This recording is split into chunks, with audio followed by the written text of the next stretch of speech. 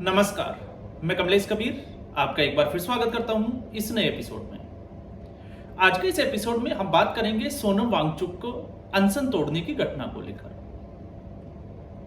क्योंकि जो pro BJP media है वो लगातार नरेंद्र मोदी का मास्टर स्ट्रोक बता रहे हैं। तो दूसरी तरफ कल तक जो मोदी विरोधियों का हीरो था सोनम वांगचुक, आज से वो गालियां खाने के लिए तैयार रहे, क्योंकि इस पूरे प्रोटेस्ट में आपने देखा अमित शाह हो, योगी आदित्यनाथ हो या प्रधानमंत्री नरेंद्र मोदी हो, उनको बहुत गंदी गंदी गालियां दी गई। अब वही गालियों के लिए आज से सोनम वांगचुक बेवफा निकला और उसको गालियां पढ़नी ही पढ़नी है। क्यों पढ़नी है? क्योंकि सोनम वांगचुक ने अनशन तोड़कर इनकी जो दुकानें थी उसको बंद कर दिया,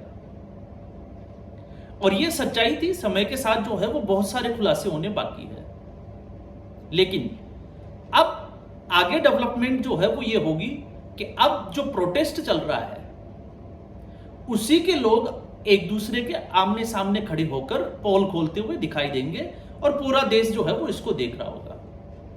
तो पॉलिटिकली अगर इसका किसी पार्टी को फायदा होगा तो वो पार्टी होगी भारतीय जनता पार्टी, क्योंकि पेपर लीक की समस्या भारतीय जनता पार्टी की देन नहीं है। पेपर लीक की समस्या पहले भी थी, आज भी है और आगे भी रहेगी। इसको कोई रोक नहीं सकती, सरकार भले ही किसी की भी हो। और यह साफ तौर से दिखाई दे रहा है जिस तरीके से सरकार हो चाहे प्रोटेस्टर हो आगे बढ़ रहे हैं। तो ऐसी स्थिति में आप समझ सकते हैं कि क्या क्या होगा। तो अब तक जिन चेहरों पे हम बात कर रहे थे कि ये चेहरे बदलते क्यों नहीं, तो बदलते इसलिए नहीं क्योंकि इनकी जो फंडिंग, जो अय्यासी का जो पैसा आ रहा था अय्यासी के लिए, अब वो बंद हो जाएगा। तो नरेंद्र मोदी इनको चुभेगा, आगे भी चुभेगा। लेकिन इस वीडियो में हम ये सब तरीके की बातें नहीं करेंगे। सोनम वांगचुक के अनशन खत्म करने से अब यह आंदोलन किस राह पर है आप खुद देख लीजिए। कांग्रेस पार्टी, क्योंकि कांग्रेस पार्टी के ऊपर राहुल गांधी भले ही जो है वो कितनी ही नाक तुड़वा ले, नाक से खून बहे, चाहे आंखों से खून बहे, चाहे कान से खून बहे, जनता राहुल गांधी पर विश्वास करने के लिए तैयार नहीं है। इसलिए विश्वास करने के लिए तैयार नहीं है क्योंकि ये बरसाती मेंढक की तरह है। और बरसाती मेंढक की तरह इसलिए है, 20 दिन विदेश में अज्ञातवास में रहकर कुछ एक फुटेज आए, बच्चे कौन थे, महिला कौन थी, हम उसमें नहीं जाएंगे इस वीडियो। लेकिन जब वो देश में आए तो उनको लगा कि अब यह मुद्दा उनके हाथ से निकल जाएगा और कोई दूसरा व्यक्ति इसका हीरो बन जाएगा। तो राहुल गांधी ने प्रधानमंत्री आवास के बाहर जो किया वो हताश, निराशा, आप कह सकते हो फ्रस्ट्रेशन का ही एक कारण था। लेकिन कांग्रेस पार्टी की नीयत पे, क्योंकि अब फिर देश में सवाल तो यही उठता है ना कि नरेंद्र मोदी का विकल्प क्या है। क्योंकि आज की तारीख में अगर हम नरेंद्र मोदी से इस्तीफा मांगते हैं तो फिर देश की कमान किसके हाथ में होगी? क्योंकि नेपाल में जेएनजी जो आंदोलन हुआ उसमें लोगों ने जो है वो प्रधानमंत्री को कुर्सी से हटाया, तख्ता पलट किया, सब कुछ किया। तो विकल्प क्या था? बालेन साहब। अब बालेन साहब भी उसी रास्ते पर है और जेएनजी सड़कों पर है भ्रष्टाचार के खिलाफ। तो फिर सवाल ये उठता है कि इस देश में विकल्प क्या है? और जब हम विकल्प की बात करते हैं तो फिर सबके जो है वो सिटी पिटी गुम हो जाती है, क्योंकि अभी तक कोई विकल्प है ही नहीं। आप किसको विकल्प मानते हो? एक ही राष्ट्रीय पार्टी है, कांग्रेस पार्टी, और कांग्रेस पार्टी का आंका किस तरीके का है सबको पता है। और जब कांग्रेस पार्टी की पेपर लीक को लेकर अगर धारणाओं की बात करते हैं तो चूंकि मैं राजस्थान से हूं, रहता मैं पंजाब में हूं। पंजाब में क्या हालात चल रहे हैं, जो अरविंद केजरीवाल इस वक्त जो है वो बड़े एक्टिव नजर आते हैं, तो पंजाब के हालात जो है वो देखिए किस तरीके से महिलाओं के ऊपर लाठियां बरसाई जा रही है पुलिस के द्वारा धरने प्रदर्शन में, तो आपको सारी कहानी समझ में आएगी। लेकिन जब हम कांग्रेस पार्टी के रवैये की बात करते हैं तो गोविंद सिंह डोटासरा जिस वक्त शिक्षा मंत्री थे और एक के बाद एक 19 भर्तियों के पेपर लीक हुए, तो उस वक्त गोविंद सिंह डोटासरा के आप बयान उठाकर देखिए। और सरकार जादूगर की थी तो जादू में कुछ भी हो सकता है। वो कहते थे कि ये काम जो है वो एजेंसियों का है, ये काम माध्यमिक शिक्षा बोर्ड का है, आरपीएससी का है। तो आज शिक्षा मंत्री का इस्तीफा क्यों? क्योंकि ये काम तो एनटीए का था। तो एनटीए का जो चेयरपर्सन है उसका इस्तीफा क्यों नहीं, सीधा धर्मेंद्र प्रधान और नरेंद्र मोदी का इस्तीफा क्यों? और उससे भी गहरी बात, क्योंकि धर्मेंद्र प्रधान तो इससे फिर भी जो है वो सीधे तौर पर नहीं जुड़े हुए। गोविंद सिंह डोटासरा के समय क्या हुआ?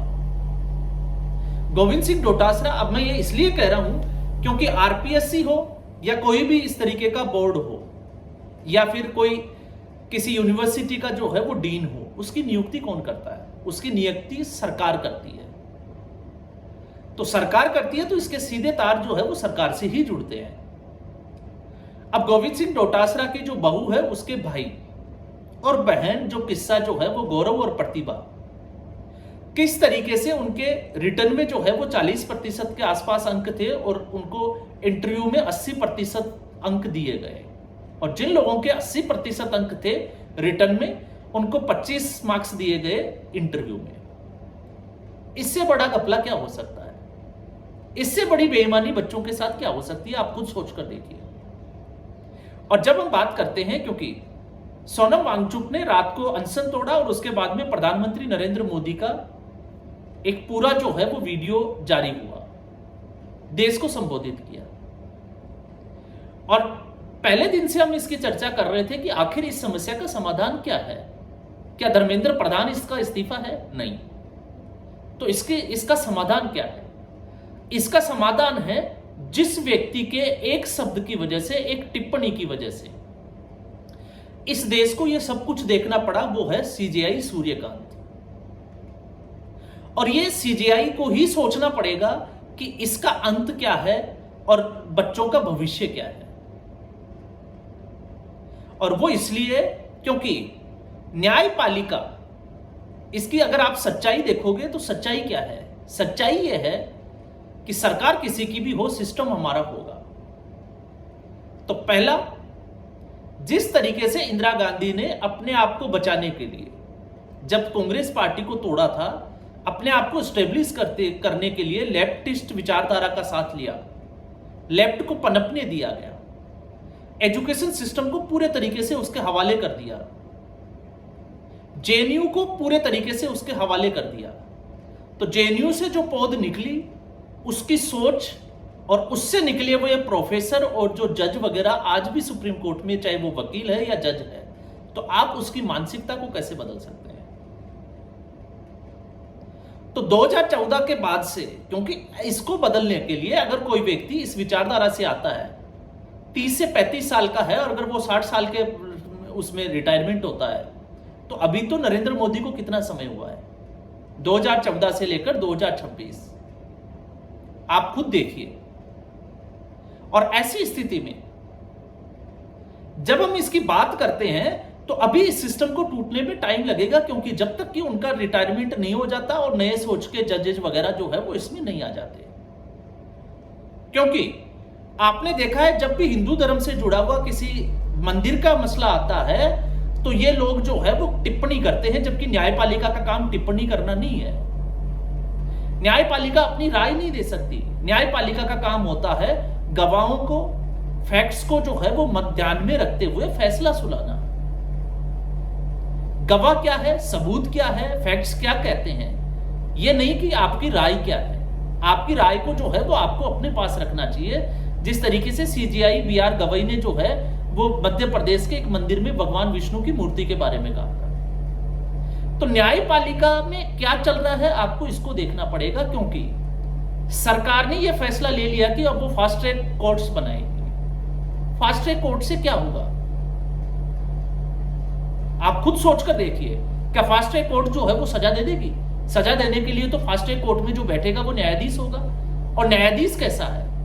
अब इसका क्या है, क्योंकि सरकार का काम है कानून बनाना। सरकार सिर्फ कानून बना सकती है, उसको लागू कौन करेगा, एग्जीक्यूट कौन करेगा? तो इस कानून को एग्जीक्यूट करना है न्यायिक व्यवस्था ने।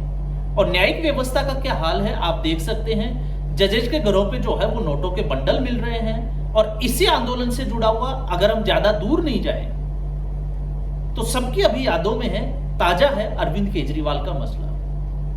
अरविंद केजरीवाल को एक स्वतंत्र एजेंसी, जांच एजेंसी ने नो संबंध दिए, अरविंद केजरीवाल नहीं उसमें शामिल हुआ पूछताछ में, मजबूरन ईडी को गिरफ्तार करना पड़ा।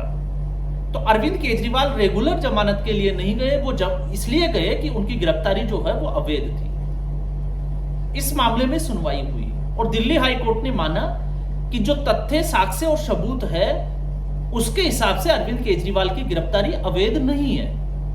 मतलब अरविंद केजरीवाल को गिरफ्तार किया गया है तो वो तथ्यों के आधार पर गिरफ्तार किया गया है, ये दिल्ली हाई कोर्ट का मानना है। और फिर जब ये मामला सुप्रीम कोर्ट के पास गया तो सुप्रीम कोर्ट ने जमानत देने से इनकार कर दिया। तो आप सोचकर देखिए कि सुप्रीम कोर्ट ने जमानत से इनकार क्यों किया। इसका मतलब अरविंद केजरीवाल के खिलाफ कुछ तो सुप्रीम कोर्ट के पास होगा। सुप्रीम कोर्ट ने जो जमानत दी वो इसलिए दी कि वो आम आदमी पार्टी के कन्वीनर है, लोकसभा का चुनाव है 1 महीने के लिए और उसके बाद उसको वापस जेल जाना पड़ेगा। और ठीक ऐसा ही जनता की अदालत में भी हुआ। और उसके बाद में ट्रायल में देरी के आधार पर जमानत होती है अरविंद केजरीवाल को। तो सुप्रीम कोर्ट ने अरविंद केजरीवाल को जमानत नहीं दी, दिल्ली हाई कोर्ट ने जमानत नहीं दी, अरविंद केजरीवाल की गिरफ्तारी को वैध माना। तो फिर इस ट्रायल कोर्ट में ऐसा क्या आ गया अरविंद केजरीवाल के कि जज महोदय को लगा कि ये केस जो है वो बिल्कुल ही फर्जी है और सभी के सभी आरोपियों को बरी कर दिया गया। तो क्या हुआ, पीएमएलए जो एक्ट जो सरकार लेकर आई थी उसकी धज्जियां उड़ाने वाला कौन है, जो कानून बनाते हैं। तो फिर मामला तो वहीं का वहीं आ गया ना। अब इसमें, क्योंकि इससे पहले ही वीडियो में हमने बात की थी कि 2002 से लेकर 2025 तक लगभग 45 बड़े मामले, बड़े पेपर लीक ऐसी घटनाएं हुई है और 1800 से ज्यादा जो है वो आरोपी नामजद थे, लेकिन सजा, दोषी कितने करार हुए 18, सजा कितने को हुई 10 को। और कब हुई 29 जनवरी 2024 को। 2010 का एक मामला रेलवे से जुड़ा हुआ, लोको पायलट और लोको मास्टर, उसका मास्टर स्टेशन का, 2024 में उनको सजा होती है 5 साल की। लेकिन अगले ही 3 दिन में तेलंगाना हाई कोर्ट के पास ऐसा क्या मिल जाता है उसको कि इन सभी आरोपियों को जमानत दे दी जाती है और अब वो खुले में घूम रहे हैं। तो जब तक न्यायपालिका बिकाऊ है, न्यायपालिका में भ्रष्टाचार है, और जब आज भी हम बात करते हैं तो 5 करोड़ केस जो है वो पेंडिंग है। तो जो इस आंदोलन, प्रोटेस्ट के लिए, इस आगजनी के लिए, पत्थरबाजी के लिए जो जिम्मेवार है वो है सीजेआई सूर्यकांत, सुप्रीम कोर्ट के चीफ जस्टिस ऑफ इंडिया, जिन्होंने एक टिप्पणी की। हालांकि वो टिप्पणी जो है वो वकीलों से जुड़ी हुई थी जिनके पास फर्जी डिग्री थी, लेकिन ये पार्टी जो कोकरोच जनता पार्टी बनी, ये नीट के लिए नहीं बनी, ये पार्टी बनी उसके लिए। और फिर उसके बाद में जब ये मामला सीजीआई के पास गया तो उनके पास ये कहकर टाल देना कि उनके पास समय नहीं है। और कल तो एक ताजुब हो गया जब सुप्रीम कोर्ट ने यह कहा कि सरकार जो मेट्रो स्टेशन बंद है उनको खुलवाने के लिए क्या कर रही है। तो इसी कानून व्यवस्था ने मणिपुर को आग के हवाले झोंका गया। मणिपुर हाईकोर्ट का आरक्षण को लेकर कुकी और मैतेई समुदाय का एक जो है जिसके ऊपर फैसला दिया, मणिपुर में आग लगी और फिर सवाल का जवाब मांगा जाता है केंद्र सरकार से कि केंद्र सरकार ने क्या किया। तो नरेंद्र मोदी ने जो रास्ता निकालना था, नरेंद्र मोदी ने वो रास्ता निकाला। सोनम वांगचुक ठंडा हो गए और सोनम वांगचुक को पता था कि आंदोलन जो है वो अब हाईजेक हो चुका है, दूसरे लोगों के हाथों में जा चुका है। और वैसे अगर आप सोनम वांगचुक की बात करोगे तो सोनम वांगचुक की भी नीयत में फर्क है, वो साफ तौर से दिखाई देता है, क्योंकि वो व्यक्ति पॉलिटिकली मोटिवेटेड है। उनके पिता सोनम वांग्याल जो है वो कांग्रेस पार्टी के सहकारिता मंत्री रह चुके हैं जम्मू कश्मीर में। और उससे भी बड़ी बात यह है कि जब जम्मू कश्मीर में पत्थरबाजी चल रही थी और धारा 370 का मुद्दा था, तब सोनम वांगचुक अनशन इसलिए कर रहा था कि लद्दाख को जम्मू कश्मीर से अलग किया जाए। अब जब जम्मू कश्मीर से लद्दाख को अलग कर दिया गया और फिर सुप्रीम कोर्ट के इंटरवीन करने की वजह से सुप्रीम कोर्ट ने यह कहा कि अब विधानसभा का चुनाव 6 महीने में हो जाना चाहिए, जो कि सरकार नहीं चाहती थी। तो इस सरकार ने विधानसभा के चुनाव करवाए, उमर अब्दुल्ला जो है वो मुख्यमंत्री बन गए और फ्री एंड फेयर इलेक्शन हुआ। एक भी पोलिंग बूथ पर दोबारा से पोलिंग की जरूरत नहीं पड़ी। तो सरकार की कामयाबी क्या थी आपको समझ में आ गया होगा। लेकिन सोनम वांगचुक को लगा कि अब जब जम्मू कश्मीर में विधानसभा का चुनाव हो गया और उमर अब्दुल्ला मुख्यमंत्री बन गया, तो क्यों नहीं लद्दाख को भी पूर्ण राज्य का दर्जा मिले। और सोनम वांगचुक ने अलग लद्दाख की जो है वो मांग की थी जम्मू कश्मीर से, इसलिए जनता उनको चुनकर जो है वो मुख्यमंत्री बना देगी।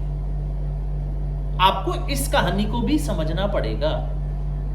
और अमित शाह ने तो उसको भी जो है वो, अगर आप देखोगे तो सोनम वांगचुक के वो सपने भी जो है वो सारे खत्म कर दिए। कैसे खत्म कर दिए? लद्दाख को जिलों में डिवाइड करके ऑटोनोमस बॉडी बना दी वहां पर, और अब वो जो है वो अपने अपने हिसाब से, तालुके के हिसाब से वो सरकार चलाएगी। तो सोनम वांगचुक के हाथ क्या लगा? कुछ नहीं। तो सोनम वांगचुक का मकसद आपको समझ में आना चाहिए। लेकिन खैर, क्योंकि ये मामला जो है वो विद्यार्थियों से जुड़ा हुआ है और मैं भी जो है वो बच्चों को पढ़ाता हूं, इसलिए नरेंद्र मोदी ने इसका रास्ता जो लगा वो रास्ता निकालने का प्रयास कर दिया। अब इसके लिए जो है वो सोनम वांगचुक खुश हो सकते हैं, दूसरे लोग भी खुश हो सकते हैं, लेकिन अब मामला आता है न्यायपालिका के ऊपर कि आखिर इनको सजा कौन देगा। अगर जज बिकाऊ हुआ तो, अगर किसी की कपिल सिब्बल, अभिषेक मनु सिंघवी जैसे वकीलों की सेटिंग हुई तो क्या हो जाएगा? सरकार का काम सजा दिलाना नहीं है। सरकार का काम है ऐसे व्यक्तियों को पकड़ के कोर्ट के सामने जिस तरीके से पुलिस पेश करती है, आगे का काम कोर्ट ने देखना है। तो मुझे तो नहीं लगता कि इससे जो है वो कोई हल निकलने वाला है। प्रयासरत है सरकार, और सरकार ने बहुत सारे प्रयास किए, लेकिन फिर भी वो इस देश से भ्रष्टाचार को खत्म नहीं कर पाई, क्योंकि कानून बनाने वाले दूसरे हैं, एग्जीक्यूट करने वाले दूसरे हैं। लालू प्रसाद यादव 6 अलग अलग मामलों में 6 अलग अलग कोर्ट से सजा याफ्ता है। कितने दिन जेल में रहे, पॉलिटिकल रैलियां करते हैं, मेडिकल के आधार पर कोई व्यक्ति जब कोर्ट में पेश होता है तो व्हील चेयर पे जाता है और ऐसे जो है वो नाच गाना करता है, होली का उत्सव मनाता है, वो कहते हैं जिसको आपके 25 दिसंबर को क्रिसमस मनाता है, और नरेंद्र मोदी को खड़े होकर जो है वो रैलियों में भाषण देकर गालियां देता है। तो आप समझ सकते हैं इस देश का भविष्य क्या है। तो मामला जहां था वहीं है, जिनको लट पड़ने थे उनको लट पड़ गए, जिनके ऊपर एक्शन होगा उनके ऊपर एक्शन होगा, क्योंकि सरकार ने सोनम वांगचुक को भी घेरे में ले लिया। क्योंकि जो 3 शर्तें थी उसमें तीसरी शर्त में एक शब्द था शांतिपूर्वक, कि जो शांतिपूर्वक इस प्रदर्शन में सकारात्मक तरीके से शामिल था उनके ऊपर कोई एक्शन नहीं होगा। तो इसका मतलब यह है सोनम वांगचुक भी यहां पर जो है वो फंस गया। इसका मतलब यह है कि जिन लोगों ने हुड़दंग किया है सीसीटीवी फुटेज में जिनके आ गई, तो आप समझ के देखिए कि उनके ऊपर एक्शन होगा और कंफर्म होगा। तो आज के एपिसोड में बस इतना ही। उम्मीद करूंगा वीडियो एपिसोड आपको पसंद आया होगा। वीडियो को लाइक करें, शेयर करें, चैनल जरूर सब्सक्राइब करें। धन्यवाद।